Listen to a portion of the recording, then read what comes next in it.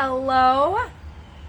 Happy day 3 of the STEP-tember challenge.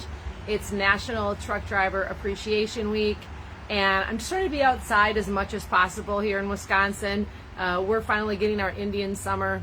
I think I can say that. That's the world we live in, right? And it's beautiful outside. I am just enjoying this amazing bonus summer weather.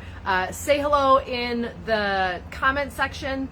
Let me know where you're tuning in from. If you're tuning in from Wisconsin, whoop, whoop. Let me know where you're at, because who knows, that might be right in my backyard.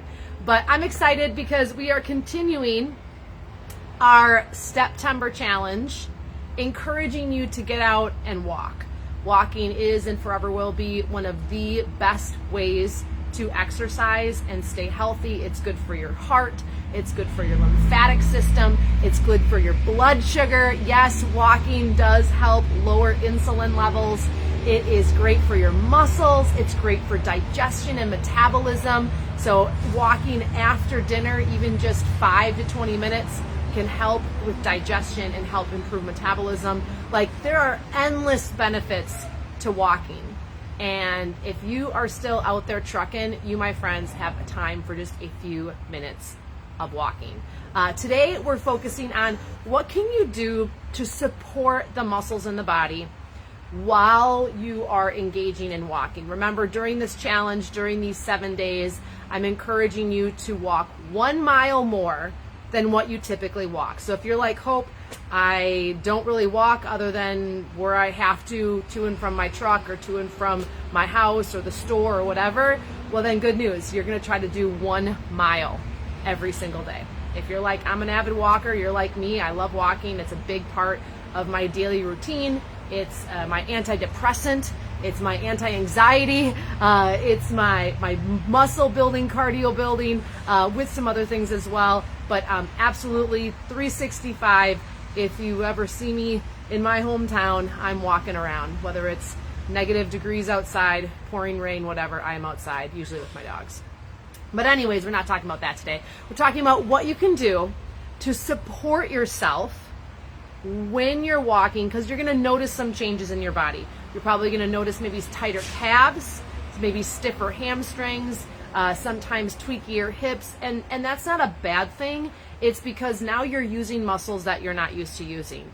And if you already are a walker and you're kind of revving it up, maybe you're walking faster, maybe you're doing more hills, maybe you're just walking more in general, like, your body is going to feel that. So what can we do to combat that so that we can stay mobile and happy and fit?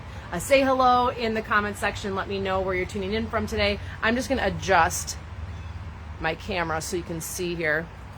And just as a reminder, I'm on 2 cameras, so I'll do my best to kind of look at both of you. Okay, so what can we do to help improve our body's all-over well-being when walking is something that we're adding into the regimen and into the mix? Well, first things first, I always like to talk about the bottom of the body, because just like a house, you build a foundation first.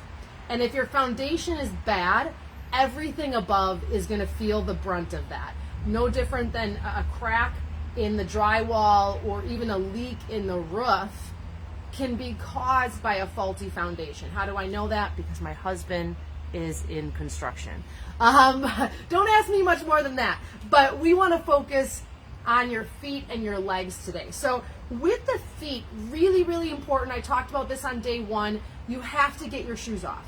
You have to get your shoes off at least a few times throughout the day. When you get done for the night, take your shoes off if you're in your truck. Take your shoes off when you're at home. Walk around barefoot.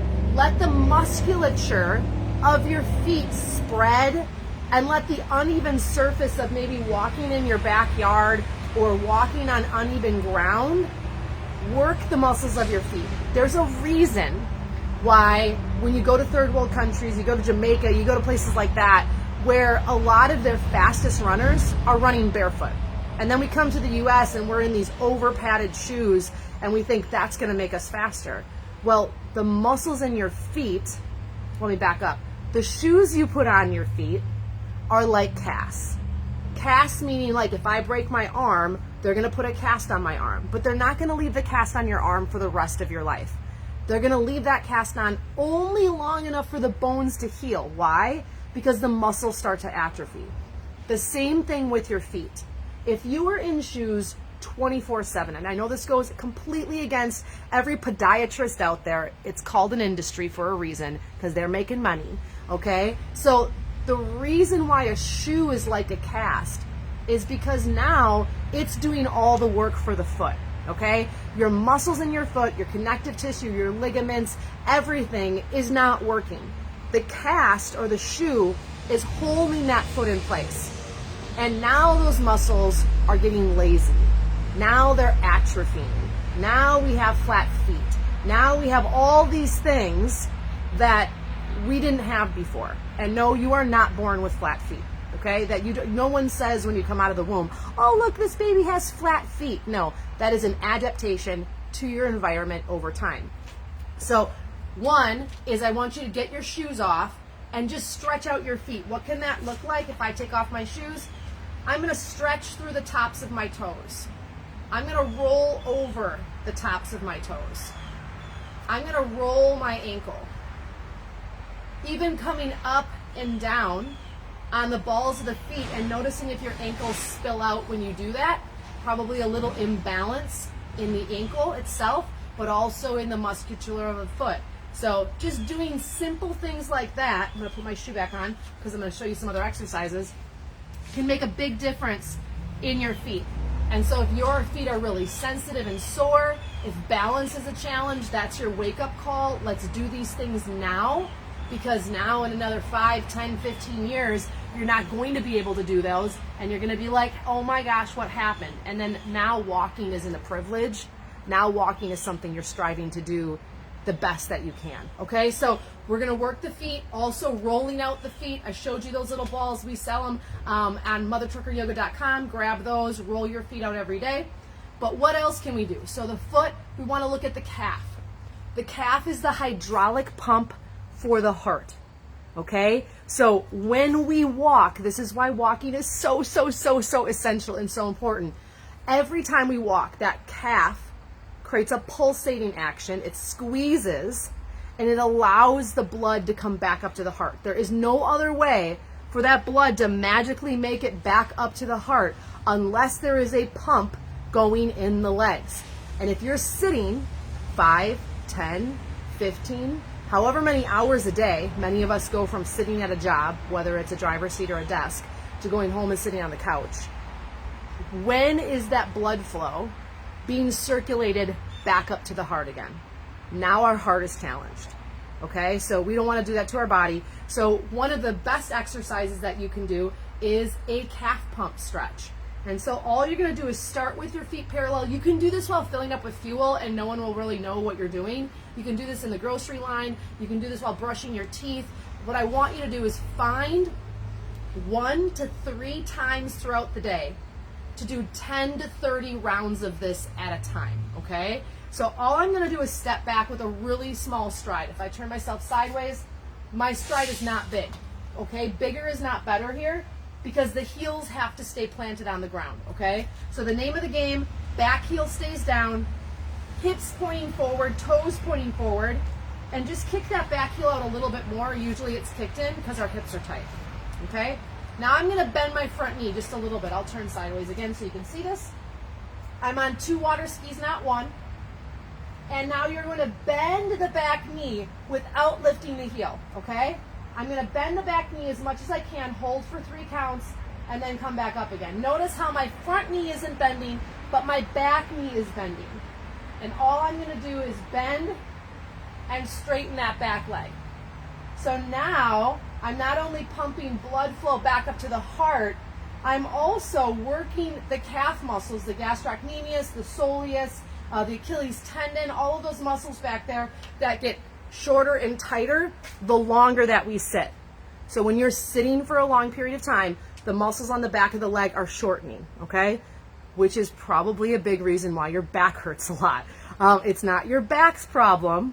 Look below. It's like walking around with 2 toddlers on your legs all day, restricting you, okay? So that's not only going to pump blood flow up to the heart, okay? It's also going to lengthen those calf muscles. which can help reduce and eliminate things like plantar fasciitis, tightness in the bottom of the foot, ankle issues. Even knee pain can be caused by restriction in the calf. So there's something called referred pain and referred tightness. And it's like on my sweatshirt, if I pull here, it's actually tightened up here. Now I have a shoulder problem, but it's actually a hip problem. So body's kind of cool like that. I'm not a nerd. I'm not going to nerd out on you anymore. But we want to do that calf pump, okay? So roll out the feet, stretch out the feet, do our hydraulic calf pump anywhere from 10 to 30 times. You can go a little faster, you can go a little slower, but really make sure that that back heel is not sunken in. If anything, kick it out just a little bit more, and then you're going to feel that. It might be asymmetrical because your patterns might be different right leg to left leg. So remember how we looked at the bottoms of our feet yesterday, or the bottoms of our shoes, and the tread sometimes is worn differently on right foot to left foot? You may also notice that as you start to work the legs, work the feet, pay attention to your body. It's like, oh, that is because of that, or that's connected to that, or I do this all the time, that's why I'm feeling that. Now we're not so scared when we feel something tweaking our body, because we can start to connect the dots. So we have feet, we have legs, and then the next one is we're going to stretch out through the hip flexors, which can get tight when we're walking. So one of the reasons why that can get tight when we're walking is because the leg is moving forward, okay, and those muscles are shortening. So one quick little tip is when you're walking, think about pulling the pavement back, okay? So when I'm walking, I'm trying to extend my leg back so the hip opens completely. When you're really tight and really stiff and you're sitting for a long period of time, this position here, and then you get out to go for a walk or a run or work out, and you're not lengthening this hip flexor, everything you do is going to be in this forward locked position.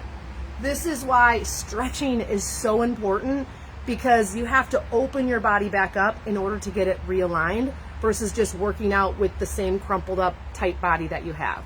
Okay, so we're going to pay attention when we're walking that this leg extends back. Now the hip flexor is open, the abdomen is nice and strong, but before we do that, or after, we're going to do a little hip flexor stretch. So I'm going to stand tall. I'm going to try to stay in both my screens here.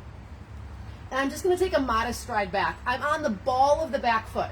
So if I face you, my foot's not turned out, okay? My toes and my heel are pointing forward. I'm on 2 water skis, not 1. Doesn't have to be the biggest stride ever. Now bend the back knee. Oftentimes in a lunge, sometimes we're jamming that back leg, and if this is tight here, the pelvis is now kind of jarred forward. So I'm going to bend my back knee, square my hips, keep my big toe planted on the front leg, and here's where it gets fun, okay?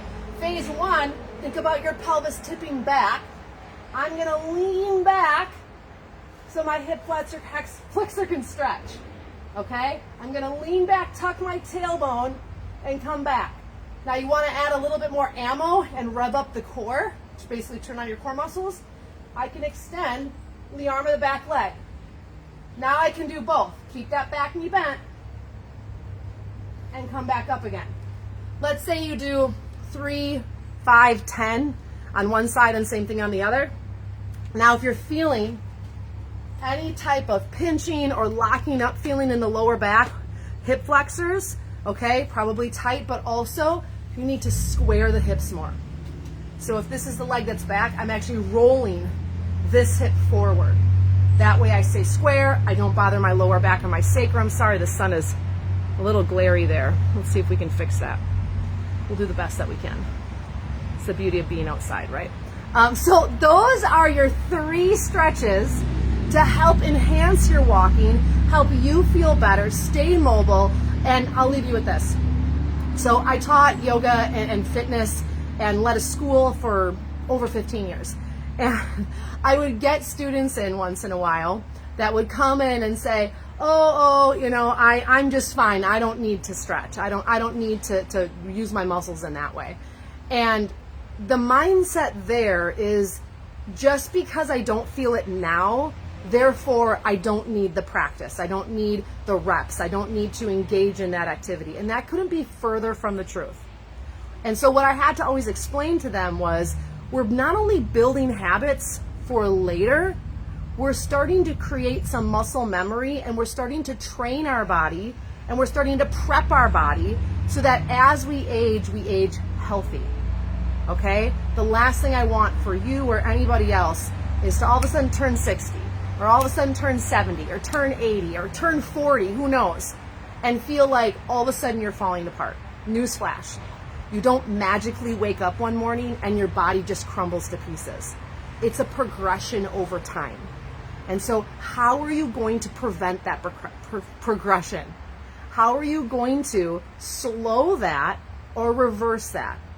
It's harder to work on something when you're fully in it, meaning all of a sudden you have cancer, or the C word, I don't even know if I can say that, and now what? Now all of a sudden we care about our health. Now all of a sudden we care about eating healthy. Now all of a sudden we care about getting outside and going for walks and meditating. Or all of a sudden we throw our back out. Now all of a sudden we care about stretching, only until it's better again.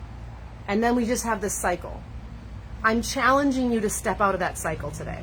I'm challenging you to decide that you are worth it. And I'm challenging you to get out and move your body the way it is designed. We as humans are not designed to sit around. We are not designed to lay on the couch all day, to sit in a chair all day. And as a driver, although your job requires you to sit for a big portion of the day, that does not mean that that has to be your entire day. So make the effort, take the step forward, initiate the action, not just for how you feel today, but how you're gonna feel in a year from now, 5 years from now, 20 years from now. Your health matters, but you have to start making it a priority. Your health matters. It matters today, tomorrow, and all the days to come. Your health matters, and it starts with the STEP-tember challenge. Let me know if you are ready to take action in the comments below. If you've gotten your mile in or your 5 miles in, let me know with a nice check mark, and I will see you guys tomorrow for day 4 of our STEP-tember challenge. I appreciate every single one of you. Show us some love. Let other people know that this was an inspiring video for you today, and it motivated you to get up and get some steps in. Until next time, goodbye.